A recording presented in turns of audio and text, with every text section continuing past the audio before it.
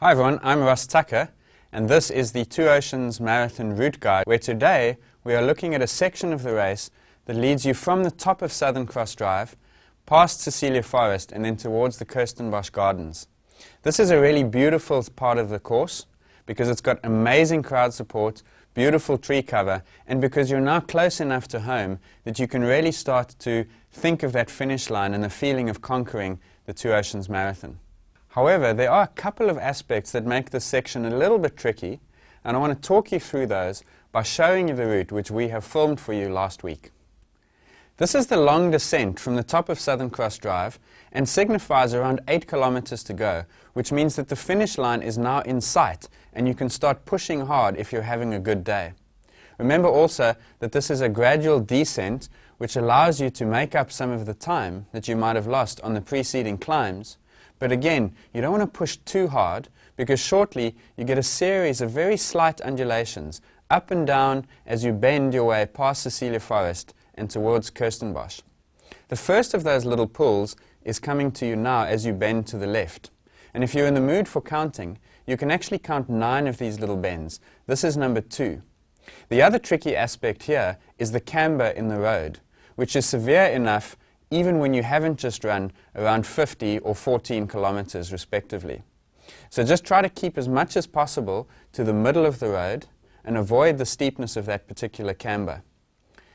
Also, try to focus on rhythm. These constant undulations do break your rhythm up, and this one here, with Cecilia Forest to your left, is the steepest of them. And so you can expect your pace to go fast and then slow and fast and then slow. Don't panic. Just accept that when the road goes up or down, you have to just adjust your speed. Rhythm is what you can control. You then head down again. This is a nice fast section. Once again, you'll benefit from incredible crowd support here because it's so accessible. And then as you make this sweep to the right-hand side, you will see, respectively, the 15-kilometer and the 50-kilometer marks of the race. 6 Ks to go. Now's the time, if you have good legs, to let it all go and chase a good time. This is a slight climb up towards Kirstenbosch Top Gate, where you once again will get some of the best crowd support of the entire route. And then you make a bend off to the right-hand side, which leads you into what I'll call the mine shaft, because it is an incredibly steep descent. It's not too long, fortunately, but at this stage, on tired legs, this is so steep that it actually can hurt. And you'll be looking forward to when it actually gets less steep. It's only around a few hundred meters long. If you are hurting, slow it down, drop your hips, control your pace, because when you make the left sweep here, it starts to level off ever so slightly. Still downhill, still very fast, but at this point, you just have to hang in there because you are so close to the finish line and so close, hopefully, to the target that you've set for yourself. You're heading now towards the bottom gate of Kirstenbosch, with a bend to the right. This is the fastest section of the entire route. These 3 or 4 kilometers, which take you from Top Gate down towards the M3, is where you really can make up quite a lot of time.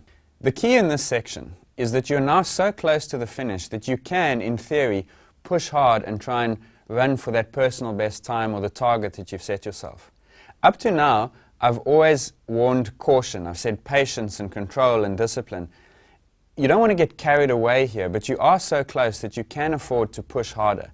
If you feel good and you feel that you're close enough with 5 or 6 kilometers to go, go for it.